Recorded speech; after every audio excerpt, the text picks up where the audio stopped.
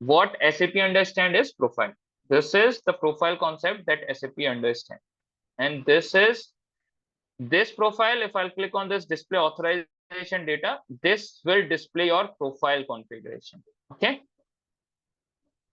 If I'll go over here, and so this particular role can execute all transactions.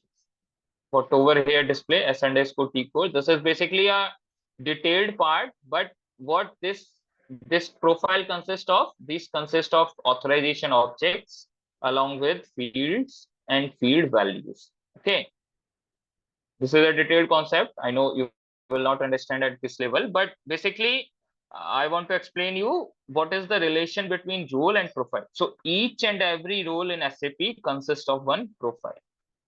Okay, and if I'll assign this role, profile will automatically assign to the user.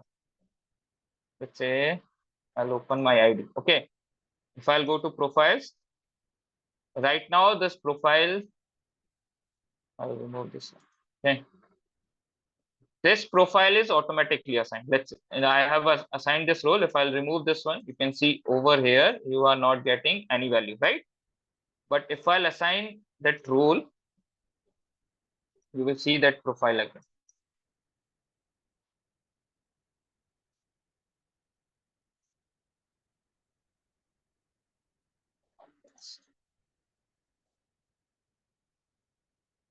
If I'll enter this role and hit enter after that, this role is basically assigned to this ID. But right now I haven't saved it, so this won't work for this user. But if I'll go to this profiles tab, a profile is automatically assigned to this user, and profile for role it. Okay, so still SAP is working with profile only. So role is basically a concept that is designed for consulting firms so that they can work more relatively with SAP. They can create or design authorization or authorization for business users in a more interactive and more understanding form. Okay, so this role concept is basically for consultants, and this profile concept is basically for SAP.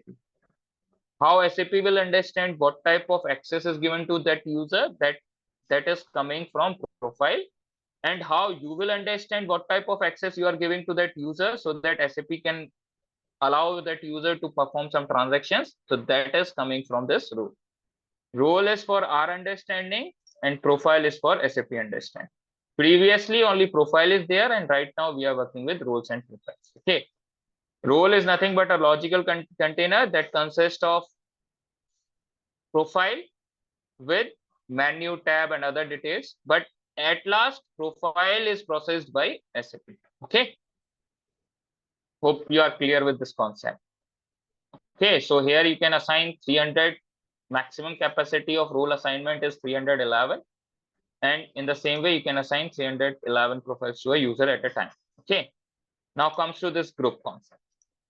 Previous to this group concept, here is one more group. Over here, this is the basic information. Under alias tab, you will see this alias user over here. So this alias user, let's say I want to assign, okay, this I'll cover over here. Under user type, let's say I'm covering this topic. Under user type, there are 5 types of user. One is dialogue, second one is system, then communication data, reference, and service. What is dialogue user? Right now, I am trying to access SAP, right? I have just double click on this one and I have entered the credentials over here, correct? So this is possible through dialogue user and service user, not with any other ID. Dialogue and service, not with any other ID. Then what's the purpose of these 3? System user is basically used for system related activities. What type of activities? Like background jobs. Like there is one user called WF batch that is used for workflow related activities. So in that case, that user is mostly designed with system. So in this case, you are not logged into the system directly, okay, through credentials. So for those type of users, we are considering this type of user type. Okay, where we are considering communication data, in all those scenarios where you will see you are connecting your SAP system to any other SAP system or to any other non-SAP system. In that case, you are just giving this type of user type to that user.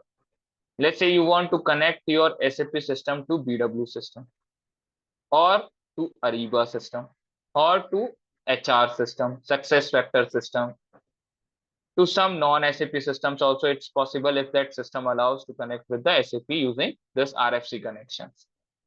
Remote function call. RFC is remote function call. Okay, so in that scenario, we are considering this type of user type. Reference user. Let's say you have created, let's say your team consists of, your organization is providing support to another organization.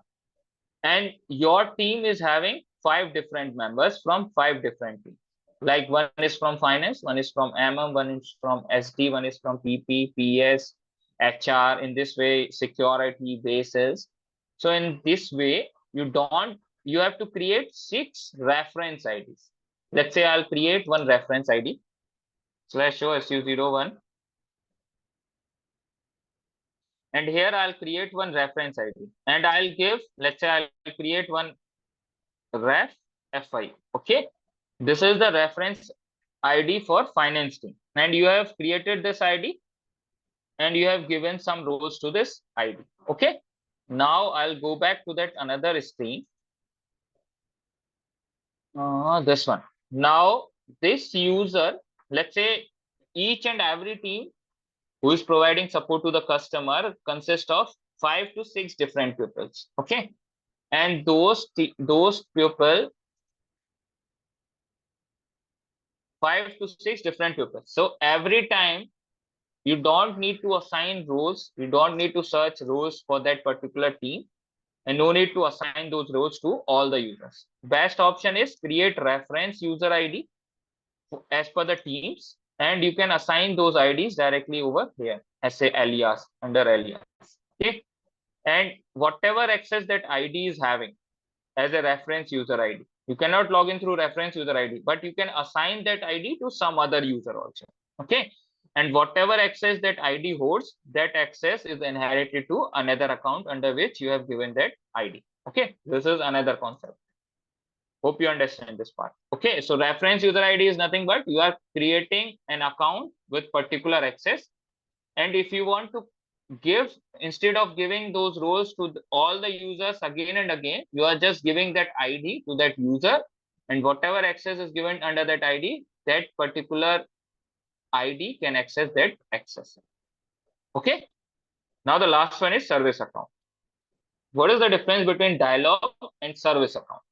So dialog, for dialog IDs, and let's say you are having one password, so and you have created some type of policies in SAP through parameters. Let's say you want that parameter, that password to be expired after 90 days or after 30 days. You want password to be expired after 20 days also, as per your recommendations from auditors or whatever consents you feel as per your organization. You are setting those particular policies through parameters in SAP.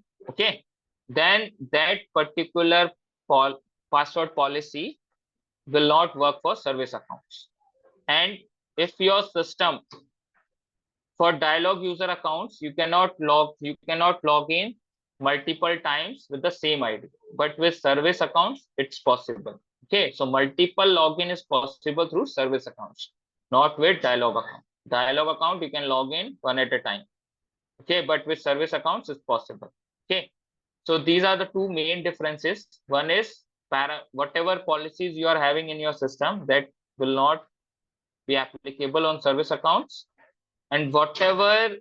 So, and second one is you can possible, so multiple login is possible through service accounts, but these two features are not available with dialog accounts. Okay, so these are the 5 type of accounts, and hope you understand the requirement, why we are creating service, why we are creating system, communication, reference, service, and dialog. Now over here you are giving password, and this is the user group. In SAP, group is a concept where you can restrict user from accessing data at column level also. Let's say you have heard of this concept. One is where you are giving a basic security, where you are giving security at ticket level, and the second one is you are giving security at uh, data level also. Data level means likewise your records consist of your surname, then your ID, then your location, and any other stuff. So in SAP, this group concept is introduced in mostly all the areas and mostly all the T codes where you want security to work for your data level security also. So this group is nothing but, if I'll assign some group over here, let's say technical, whatever groups you will assign under this tab, this is for the reporting purpose. Let's say I'll assign this group over here. Let's say best one is a technical consultant, and I'll assign this ID. And I want to run some reports in SAP through SUIM or some other T codes. And I want to identify which all users belongs to technical user group. Okay. So this user will come whenever you run that report. Okay.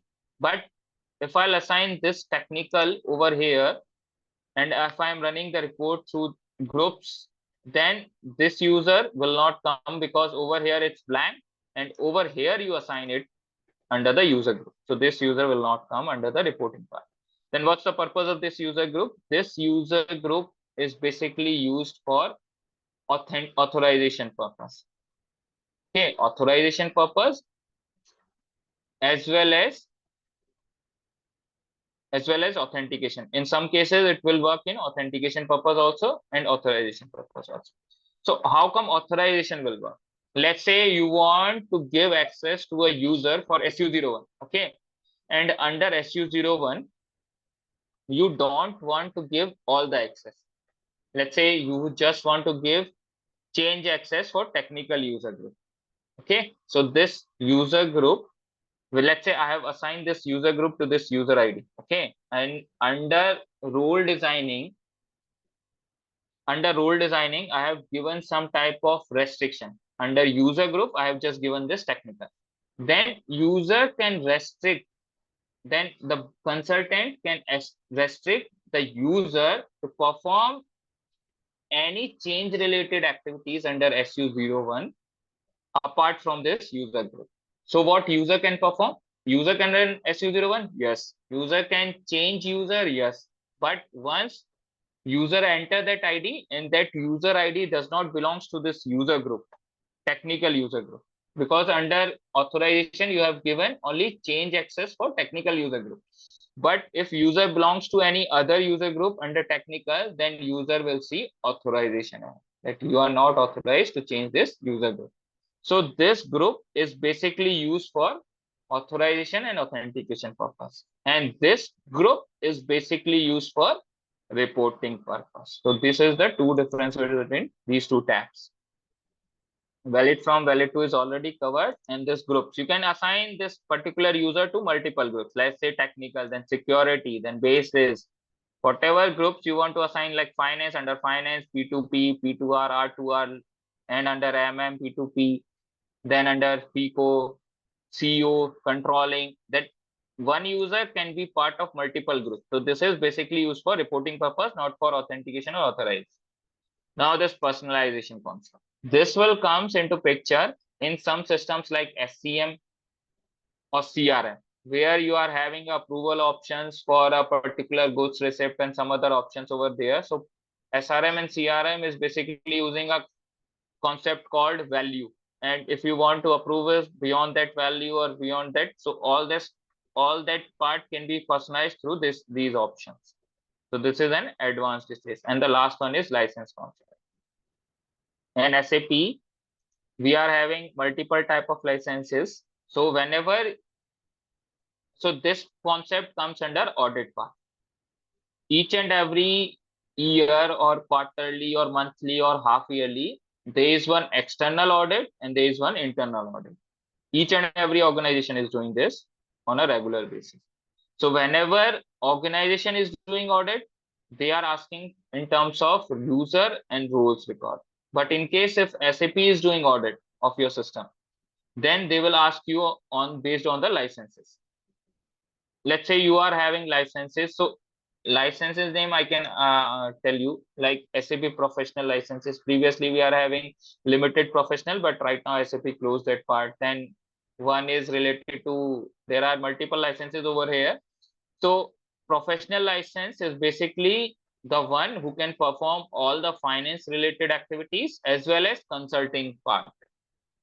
Limited professional, it's based on the organization how you deal with SAP. So in some cases it allows a finance organization, finance related transaction, but not consulting. And in some part it allows consulting but not finance.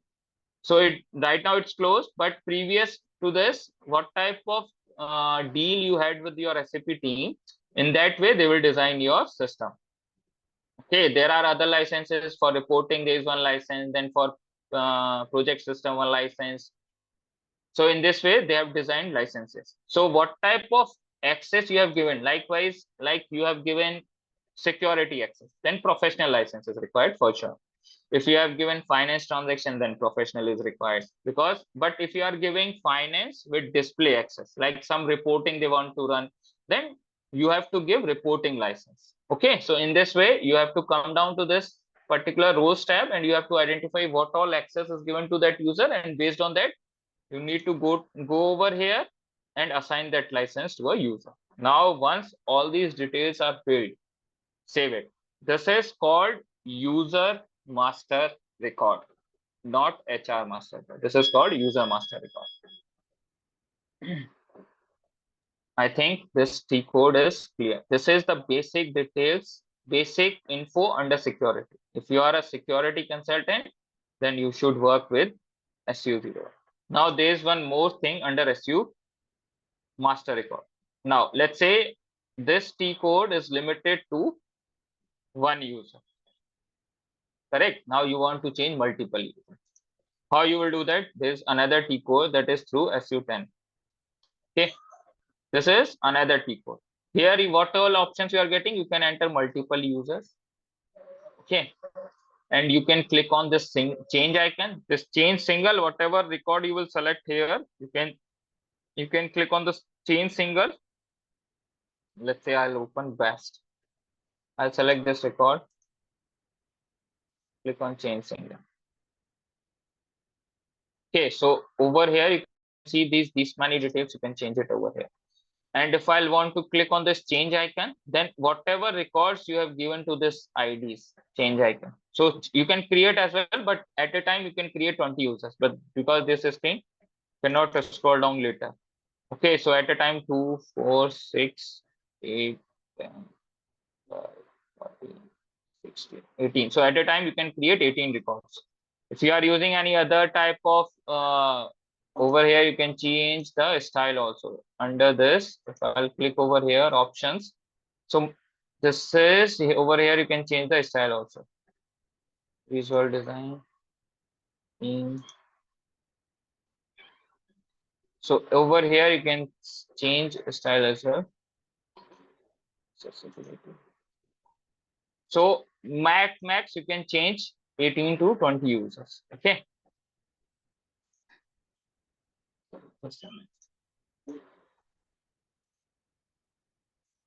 Oh, sorry, at max you can create 20 users, not change. Change you can change at whatever users you are having in your system, those many users you can change it at a time. Okay. And let's say how you will add it over here. So these 3 tabs, let's say your account, you want to change users. In that case, you will be having these 3 options to search the users. I'll go to this address data. Over here, you can search the users with these many fields. If I'll click on search, 403 users account exists. If I'll select all these and click on transfer, all these accounts will be available over here. So these 403 users you can change at a time. Okay. In this way, you can search with this option, authorization data, like documentation tab. You can search logon data through log. So this is nothing but the same field that is available in SU01. Alias, user type, security policy, license name, logs, Likewise, you can search with some users with the locks, like not set, lock is set or not set. This I'll cover just a minute. And then you can search with this part also, then this part also, and this part also. Okay. In the same way, there is third tab to log on data, group for authorization. This is which one? Under logon tab, you have seen that groups part. That is this one. Okay, you can search with that, like security. If I'll search over here, security or technical team, technical, you can see over here, right? So only 15 users assigned with technical user group. So these many you can select and click on transfer. So you can change these many users at a time. Okay. What this particular option delivers to you cannot change address data. Under address data, there is no option because all the users cannot have same first name, same second name, same last name, same email ID. So that's why you cannot see address data over here. Each and every person is having a different name, first name, last name, email ID. So that part is not available. But under the logon data, you can do all the activities like user type, the security policy I'll cover. Don't worry. Password, user group, you can change valid from valid to. Under defaults, you can change parameters, you can change rules, you can change profiles, you can change groups, you can change, and license you can change. So all these functionality you can change for mass users through SU10. Okay. Now the second thing is